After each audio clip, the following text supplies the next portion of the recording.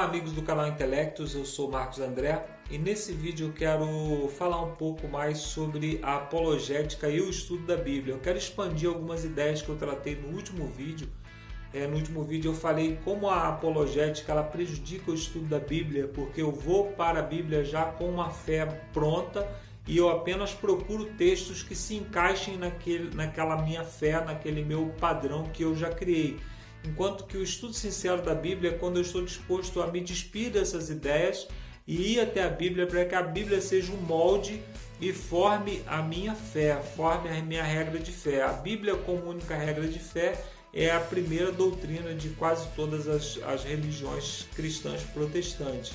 E nós, quando saímos desse padrão, nós começamos a criar, aí como eu falei, algumas cortinas de fumaça, alguns argumentos, algumas maneiras de ludibriar para que a gente possa defender a nossa fé.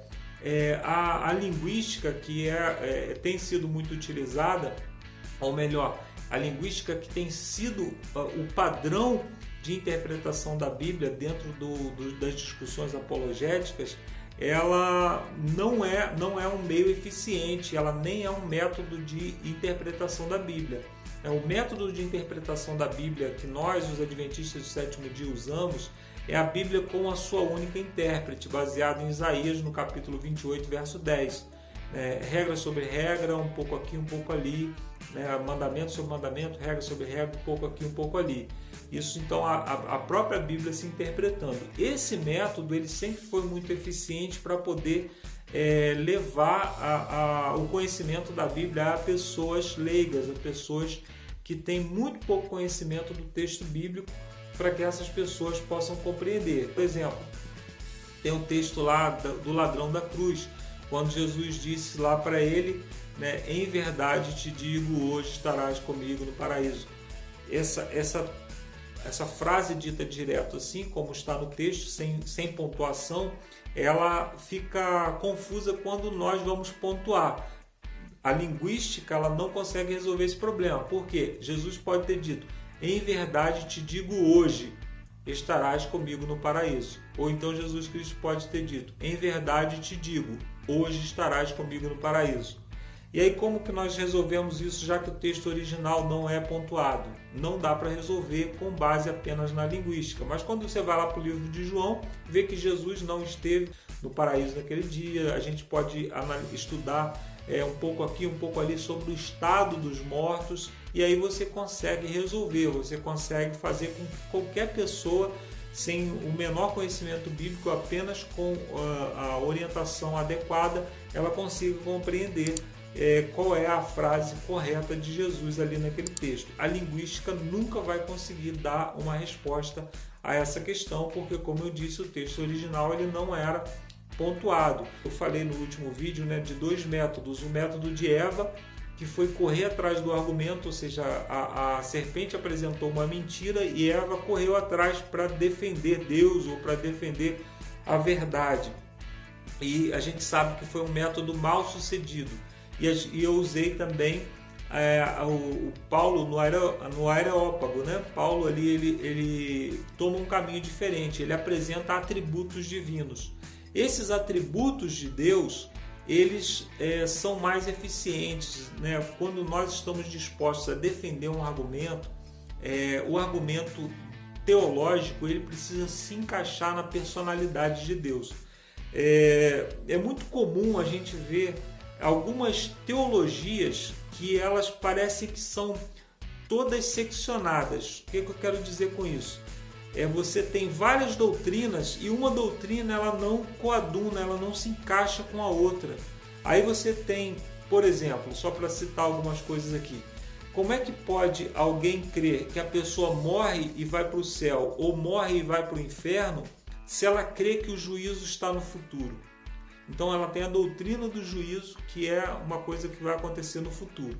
E ela tem a doutrina do inferno, que diz que a pessoa morre e vai imediatamente para o céu ou imediatamente para o inferno. Então são duas doutrinas que elas não se encaixam. Elas não têm harmonia entre elas. Ou também a mesma doutrina que diz que a pessoa morre e vai para o céu ou morre e vai para o inferno, junto com a doutrina da ressurreição. A pessoa crê na ressurreição, mas crê que as pessoas já estão vivas no céu ou no inferno. Como que nós vamos ressuscitar para estarmos com Jesus se a pessoa já está no céu com Jesus? Então são doutrinas que elas... eu estou falando de doutrinas da mesma igreja, da mesma denominação, que tem essas duas doutrinas que são contraditórias entre si. E quando nós colocamos Deus na história, colocamos o caráter de Deus na história, nós conseguimos aí então ver as discrepâncias maiores ainda nas doutrinas equivocadas, nas doutrinas erradas. Por quê? Porque essas doutrinas elas não conseguem se encaixar com os atributos de Deus, que foi o que Paulo usou. Quando alguém fala uma mentira, eu vou atrás. Eu participo de grupos de debate e eu vejo isso acontecendo.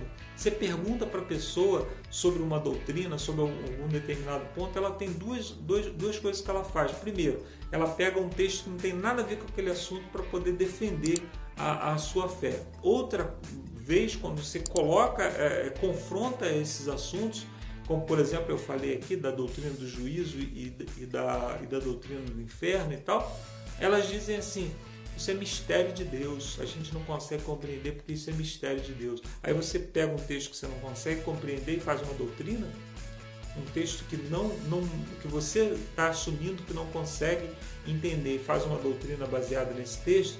Então é muito difícil a gente ir atrás do argumento mentiroso para poder tentar combater, porque isso é muito maleável e as pessoas vão se moldando de acordo com o que os argumentos vão apertando. Aperta de um lado, a pessoa escorrega para o outro, né? Aí você vai lá na doutrina das 70 semanas. Como que pode a última semana das 70 ser lançada lá para o final? Isso é mistério de Deus.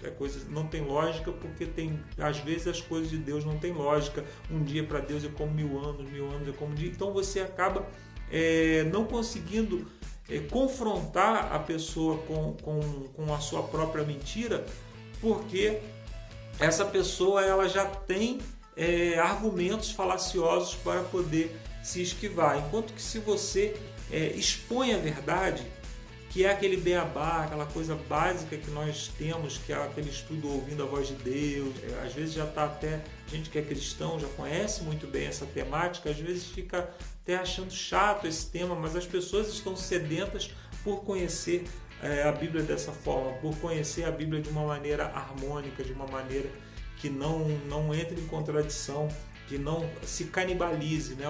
Uma doutrina bíblica canibalizando a outra, comendo a outra. Não dá para a gente compreender assim. Então, quando a gente vai atrás do argumento falacioso, a gente acaba ficando perdido no meio do caminho, porque as pessoas continuam usando argumentos, vão trazendo mais argumentos falaciosos para defender aquilo ali. Enquanto que se você expõe a verdade ela já derruba automaticamente todas as falácias, todas as mentiras que estão ao redor. Bastando você expor a verdade, as coisas que estão em desarmonia com a verdade, elas já vão cair automaticamente. E quando nós falamos de verdade, nós não estamos falando de uma verdade filosófica, que eu posso defender uma, você pode defender outra pessoa pode defender outra. Quando eu falo de verdade, eu falo do próprio Jesus, do próprio Deus, né? Então, por isso que eu gosto do argumento de Paulo no Areópago, quando ele expõe os atributos divinos, né? Lá em Romanos, no capítulo 1, verso 20, o apóstolo Paulo fala de uma revelação geral, que existe a revelação especial, a Bíblia é uma revelação especial, né? Um profeta é uma revelação especial, mas existe uma revelação geral, que é como Deus se revela para todas as pessoas do mundo, em todos os lugares. Essa revelação geral, ela é através da natureza, através das coisas criadas. E ali em Romanos 1, verso 20, o apóstolo Paulo diz que nessa revelação geral, Deus revelou seus atributos invisíveis e a sua divindade. Então é muito importante que ao expor uma doutrina, a gente exponha com base na revelação de Deus, na revelação do caráter de Deus, com a revelação do próprio Deus.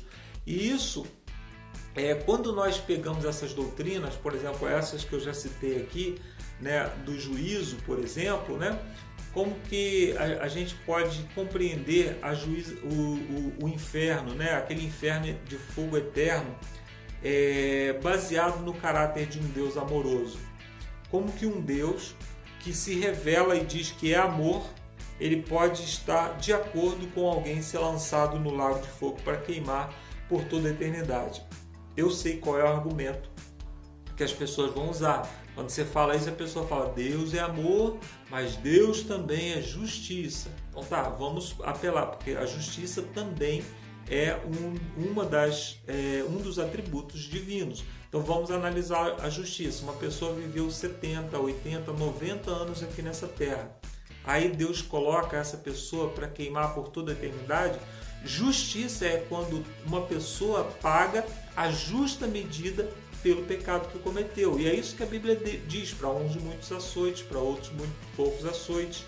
Então é muito fácil compreender, baseado no atributo da justiça divina, que uma pessoa queimar por toda a eternidade apenas por uma vida de 60, 70 ou até 100 anos ou 1000 anos de pecado não é uma medida justa, não é um pagamento justo. Então essas coisas elas vão se encaixando, elas não vão se encaixando quando você expõe os atributos de Deus. Outra coisa, por exemplo, é o fato de que Deus é o único que tem vida em si mesmo, é o único que tem vida eterna. Aí você pega uma pessoa, lança no inferno e essa pessoa fica viva, queimando por toda a eternidade, totalmente separada de Deus. Então a doutrina da imortalidade incondicional, ou seja, da imortalidade fora de Deus, ela não está de acordo com o fato de que a Bíblia nos apresenta um atributo de Deus, que é a sua vida em si mesmo, o único que tem a vida eterna. Então, quando nós conseguimos expor, apresentar Deus para as pessoas, quando nós conseguimos fazer como o apóstolo Paulo fez no Areópago, que foi apresentar os atributos divinos para as pessoas, nós combatemos todas as mentiras teológicas que não estão de acordo com o caráter divino. Deus, ele escolhe revelar o seu caráter para que a gente possa compreender a teologia. A teologia, ela é um estudo muito mais do caráter de Deus do que de regras e argumentos bíblicos. Eu espero que você tenha gostado desse vídeo. Se você gostou, deixe seu comentário aqui ou nas minhas redes sociais. E se você quiser assistir mais outro vídeo, eu vou deixar 2 vídeos aqui no final. Um que fala sobre o corpo imaterial, que seria esse corpo imaterial, e outro vídeo sobre apologética, sobre esse tema da apologética. Então, se você desejar assistir, estão os links aí no final. Que Deus nos abençoe e até o próximo vídeo.